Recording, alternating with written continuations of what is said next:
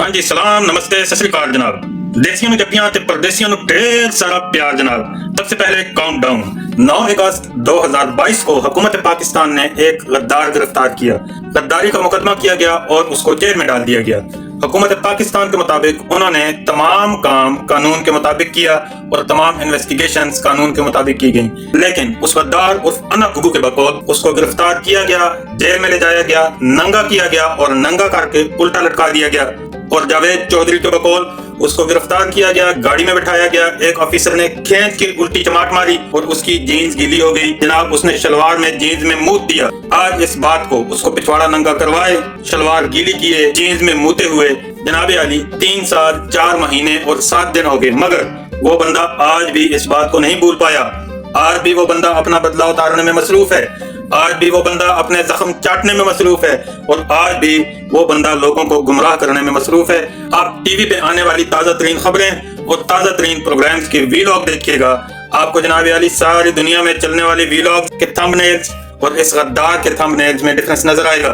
सारी दुनिया में चलने वाली खबरें जो हैं और वीलॉग्स और थंबनेल्स जो हैं वो इंटरनेशनल रिलेशंस पे और मौजूदा हालात पे हैं, जबकि इसके थंबनेल्स आसिम मुनीर, फौज मुखालिफ और तीरा के ऑपरेशन के हवाले से हैं। ये बंदा अभी भी अपने जख्म चाट रहा है, अभी भी लोगों को गुमराह करने में मसरूफ है और अभी भी अपना बदला लेने में मसरूफ है जनाब।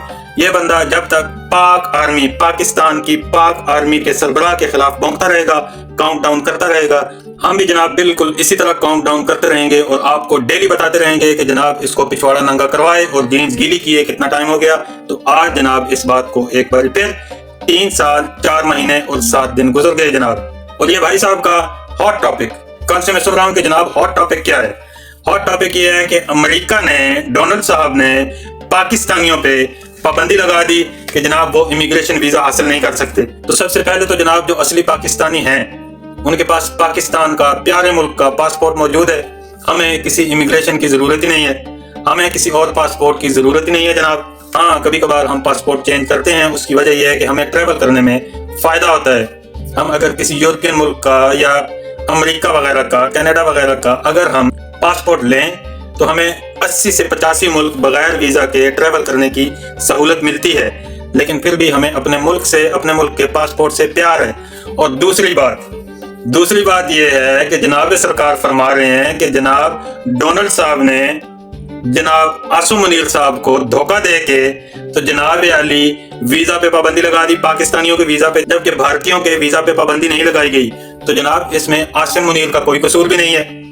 अगर तो सऊदी अरब से भिखारी पकड़े जाते हैं हजारों की तादाद में, तो इसके पीछे सालों की पॉलिसियां हैं, इसमें आसिम मुनीर का कोई भी कसूर नहीं है जनाब। हकीकत यह है जनाब, अगर आप डाटा निकालें, BBC उर्दू के मुताबिक उन्होंने डाटा निकाला और जो सबसे ज्यादा आउट केयरिंग या बेरोजगारी अलाउंस या हेल्प लेने वाली नेशंस थी 75 फर्स्ट 75 नेशंस, उन पे पाबंदी लगा दी गई। और जनाब डाटा के मुताबिक दुनिया में पाकिस्तानी, पूरी दुनिया की बात कर रहा हूँ, सिर्फ डोनाल्ड साहब के कंट्री की बात नहीं कर रहा हूँ, पूरी दुनिया में पाकिस्तानी हराम खाने, बेरोजगारी अलाउंस लेने, बॉर्डर क्रॉस करने, इलीगल इमिग्रेशन और गवर्नमेंट से हेल्प लेने में 5वें नंबर पे आते हैं। 5वें नंबर पे, कमाल नहीं है वैसे? तो उसके बाद आप खुद ही फैसला कीजिए जनाब कि पाबंदी लगानी बनती है या नहीं बनती। अगर पाकिस्तान में पाकिस्तानी हुकूमत अपने बेरोजगार लोगों को, गरीबों को इमदाद फराम कर रही हो और सबसे ज्यादा इमदाद लेने वाले कंट्रीज में पाकिस्तान का एक दोस्त मुल्क 5वें नंबर पे आता हो और पाकिस्तान ने 75 ममालिक पे पाबंदी लगानी हो, तो पाबंदी लगानी बनती है या नहीं बनती? पाबंदी लगानी चाहिए या नहीं लगानी चाहिए? जनाब यूरोप में, यहाँ पे हमारे सिटी में 3 पाकिस्तानी मस्जिदें हैं और तीनों मस्जिदों के इमाम तनख्वाह भी ले रहे हैं और बेरोजगारी अलाउंस भी ले रहे हैं। मैंने खुद एक इमाम से बात की, मैंने पूछा कि जनाब ये हराम नहीं है? तो मौलवी साहब फरमाते हैं कि जनाब इनका दिया हुआ हराम नहीं है, गोरों का हराम नहीं है। हालांकि आपके लिए हलाल रिस्क वही है जो कि आप अपने बिजनेस से या अपनी मेहनत से कमाते हैं, लेकिन मौलवी साहब के बकौल इनका दिया हुआ हराम नहीं है। मेरा कज़न एक इमाम है, तबलीगी जमात में है, पाकिस्तान में है, वो भी कह रहा था कि जनाब इनका दिया हुआ हराम नहीं है, क्योंकि ये अपनी दौलत मुस्लिम ममालिक से ही लेके आते हैं। तो जनाब आप हकीकत को देखिए, कोई भी बंदा हकीकत पे बात नहीं कर रहा। आप जितने भी व्लॉग्स देख रहे हैं ना, उनमें एक बंदा भी ऐसा नहीं है जो कि हकीकत बयान कर रहा हो। हकीकत यह है कि हमारे पाकिस्तानी माशाल्लाह दुनिया में हराम खाने में, बेरोजगारी अलाउंस लेने में अंग्रेजी में बोले तो अनएम्प्लॉयमेंट अलाउंस लेने में दुनिया में 5वें नंबर पे हैं। 100 में से 70 पाकिस्तानी इस वक्त बेरोजगारी अलाउंस ले रहे हैं जनाब। पाकिस्तान का 5वां नंबर है। बॉर्डर क्रॉस करके इलीगल इमिग्रेशन में, बेरोजगारी अलाउंस खाने में पाकिस्तान का 5वां नंबर है दुनिया में। कमाल है ना। कोई भी ब्लॉगर आपको ये बात नहीं बता रहा। आप ये गूगल से पूछ सकते हैं, आप एप्पल इंटेलिजेंस से ले सकते हैं, आप AI डेटा से ले सकते हैं, कलेक्ट कर सकते हैं जनाब। पाकिस्तान का दुनिया में इस वक्त 5वां नंबर है। पाकिस्तान का 5वां नंबर जनाब। हमारे पाकिस्तानी माशाल्लाह से हराम खाने में और घटिया होने में यूरोप में 5वें नंबर पे हैं। तभी तो इतने सारे बरले PTI के गद्दारों के साथ खड़े हैं। मैंने एक टर्किश मुस्लिम अमीरजादे से पूछा, भाई से पूछा कि जनाब आपने अभी तक घर क्यों नहीं खरीदा? तो उसका जवाब आया कि जनाब यहाँ पे जो घर दिए जाते हैं वो सूद की रकम पे दिए जाते हैं और सूद हराम है। यही सवाल जब मैंने अपने एक पाकिस्तानी इमाम, आलम, दोस्त, भाई से पूछा तो उनका जवाब आया कि जनाब एक घर सूद पे लेना यूरोप में जायज़ है। उनकी थ्योरी डेफिनेटली यही थी कि जिस तरह से मरते हुए सूअर खाना जायज़ है, नजरिया ज़रूरत वाली थ्योरी के तहत उन्होंने ये जवाब दिया था कि इस्लाम में इस तरह की थ्योरी इस्तेमाल होती है तो उसके तहत एक घर लेना जायज़ है। तो वो उनकी अपनी सोच है, लेकिन अपनी सोच से जनाब हर हराम को ये लोग हलाल किए जा रहे हैं और पाकिस्तान का इन कामों में 5वां नंबर है दुनिया में। अजीब अजीब तरह की बातें सुनने में मिलती हैं। आप यकीन माने दुनिया के किसी भी मुल्क के बारे में इतनी घटिया बातें मैंने नहीं सुनी जितनी यहाँ पे पाकिस्तानियों और अफगानियों के बारे में मैंने खुद सुनी और देखी हैं। मुझे एक दफ़ा आप कहिएगा कि एक दोस्त, यहाँ पे बोले तो फ्रेंड, जिसको मेरे अंदर कुछ दिलचस्पी हो गई। हम भी जब मुस्लिम किसी से शादी करते हैं या किसी के साथ ज़िंदगी गुजारना चाहते हैं तो जनाब हम उसको कोशिश करते हैं कि हमारे दायरा इस्लाम में, हमारे रिलीजन में, हमारे मजहब में आ जाए। तो ऐसे ही वो लड़की मुझे लेके तो चर्च चली गई जनाब, यहोवा विटनेस के चर्च। तो वहाँ पे मैंने क्या देखा कि एक अफगानी बैठा हुआ है और वो जो पादरी था उनका, प्रीस्ट, तबलीग करते हुए बता रहा था कि भाई ये हमारे भाई हैं, ये पहले मुस्लिम हुआ करते थे। तो इस्लाम जो है वो फसाद का रिलीजन है, इसमें कत्ल मुकातला बहुत ज्यादा है। तो इस वजह से ये हमारा जो भाई है, ये अफगानी, इसने तहकीकात की, इसने देखा कि इस्लाम फसाद का रिलीजन है तो ये इस्लाम छोड़ के तो हमारे रिलीजन में आ गया, क्योंकि यहोवा विटनेस, ये हमारा रिलीजन, ये पाक रिलीजन है, फसाद से पाक है, झगड़े से पाक है, अमन का दर्ज देता है, पीस का रिलीजन है। तो मैंने उस वक्त सवाल करने की कोशिश की, लेकिन यहाँ पे लोग जो हैं वो महफिल के दौरान सवाल नहीं लेते।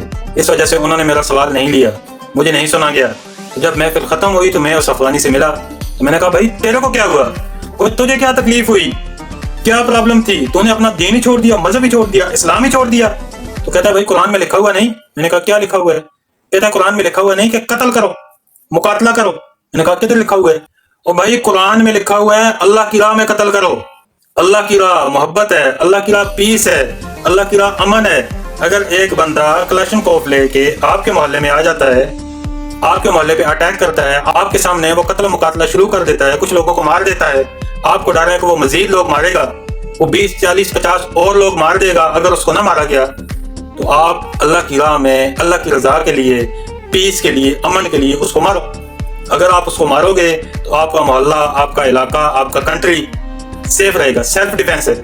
अगर कोई कंट्री आपके मुल्क पे बाहर से हमला करता है तो आप सेल्फ डिफेंस के लिए आप कत्ल करो, अल्लाह की राह में करो, अल्लाह की राह में लड़ो।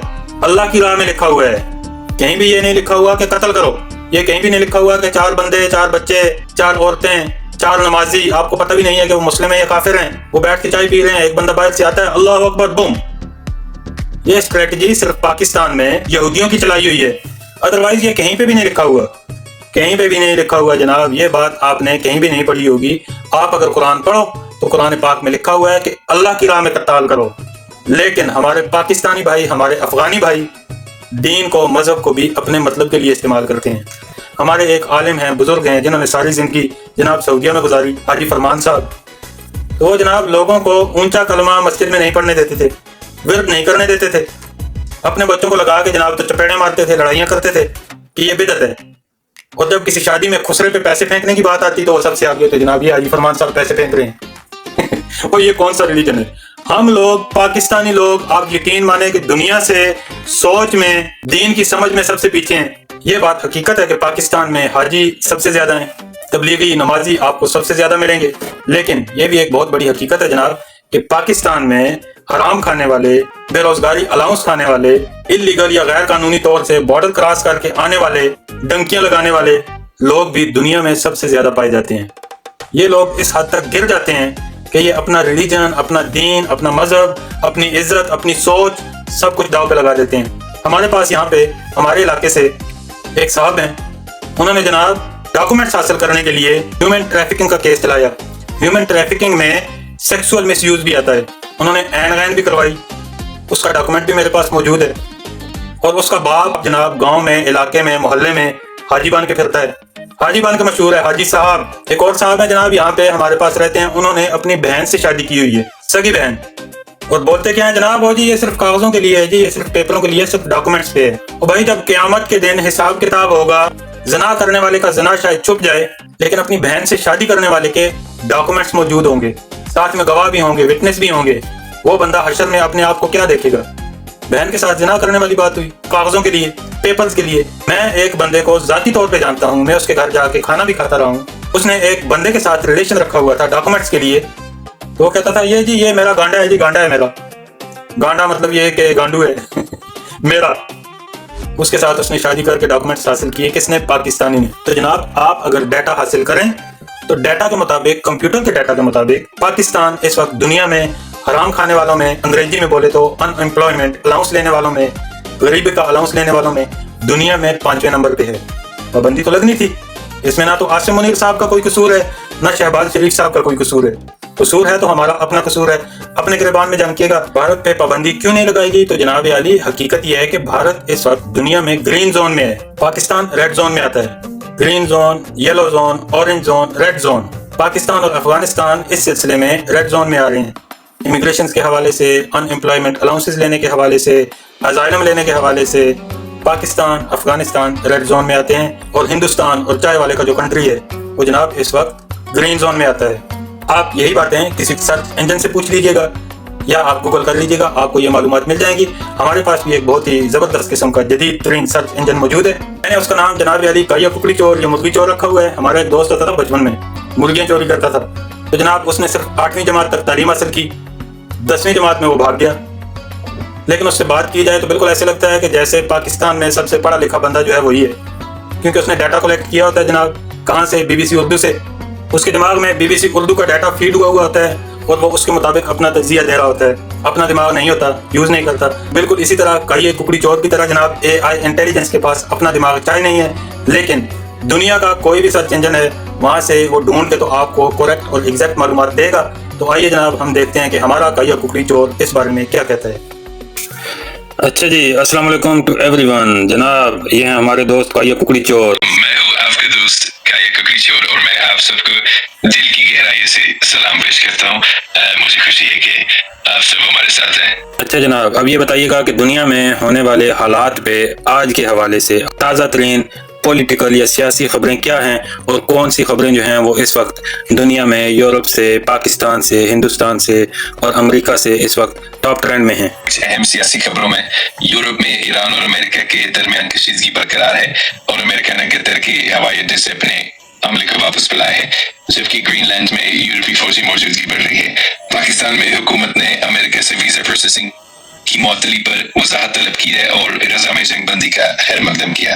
جی ابھی یہ بتائیے گا کہ بھارت پرچیزنگ پاور کے حساب سے کون سے نمبر پہ آتا ہے؟ اب سے خریداری کی طاقت کی بنیاد پر دنیا کے ٹاپ 10 ممالک میں چین، امریکہ، بھارت، جاپان، جرمنی، روس، انڈونیشیا، برازیل، برطانیہ اور فرانس شامل ہے۔ ان رینکنگ میں وقت کے ساتھ تبدیلی آتی رہتی ہیں، اور مستقبل میں بھارت کا دوسرا سب سے بڑا معیشتی ملک بننے کے امکان ہے۔ اگر بھارت دوسرا سب سے بڑا ملک بنتا ہے تو پہلا سب سے بڑا ملک کون سا ہے؟ چین ہے؟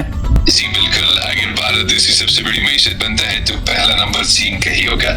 چین طویل عرصے سے خریداری کی طاقت کے لحاظ سے دنیا کی سب سے بڑی معیشت ہے، اور اس کا معاشی حجم بھارت سے کافی زیادہ ہے۔ اچھا جی، دنیا کی ٹاپ 10 اکانومیز بتائیے گا کون کون سی ہیں، اور نمبر وائز ان کے نمبر کون کون سی ہیں؟ جنوری 2026 کے حساب سے دنیا کی ٹاپ 10 معیشتوں میں سب سے پہلے نمبر پر امریکہ ہے، جس کی معیشت تقریباً 30.6 ٹریلین ڈالرز کی ہے۔ دوسرے نمبر پر چین ہے، جس کی معیشت تقریباً 19.4 ٹریلین ڈالرز کی ہے۔ اس کے بعد جرمنی ہے، جس کی معیشت تقریباً 5 ٹریلین ڈالرز کی ہے، اور بھارت چوتھے نمبر پر ہے، جس کی معیشت تقریباً 4 ٹریلین ڈالرز کی ہے۔ ان کے علاوہ جاپان، روس، انڈونیشیا، برازیل، برطانیہ اور فرانس بھی ٹاپ 10 میں شامل ہے۔ अच्छा, आप फॉरेन रिजर्व के हवाले से नंबर वाइज दुनिया की टॉप 10 इकोनॉमीज के बारे में बताइएगा कि ये कौन कौन सी हैं। जनवरी 2026 के मुताबिक दुनिया के सबसे बड़े ज़र मुबादला के ज़खायर रखने वाले 10 ममालिक में चीन पहले नंबर पर है, जिसकी ज़खायर तकरीबन $3.7 ट्रिलियन है। इसके बाद जापान $1.6 ट्रिलियन के साथ दूसरे नंबर पर है और स्विट्जरलैंड $953.69 बिलियन के ज़खायर के साथ तीसरे नंबर पर है। भारत, रूस, ताइवान, सऊदी अरब, हांगकांग, जनूबी कोरिया और ब्राजील भी इस फहरिस्त में शामिल है।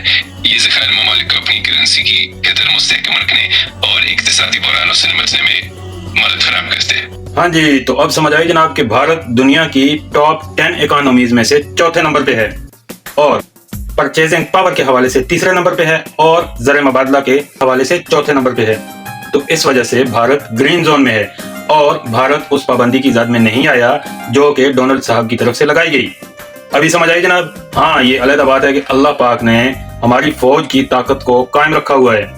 भारत एक बहुत बड़ी इकोनॉमी है, बहुत बड़ी मईशत है, बहुत बड़ी ताकत है, लेकिन फिर भी अगर आप गूगल या किसी भी सर्च इंजन से सर्च करें, ढूंढें, तो आपको पता चलेगा कि पाकिस्तान की फौज भारत के मुकाबले में फिर भी ताकतवर है। दुनिया की ताकतवर तरीन फौजों में पाकिस्तान की फौज का नंबर 12वां और हिंदुस्तान की फौज का नंबर 14वां आता है।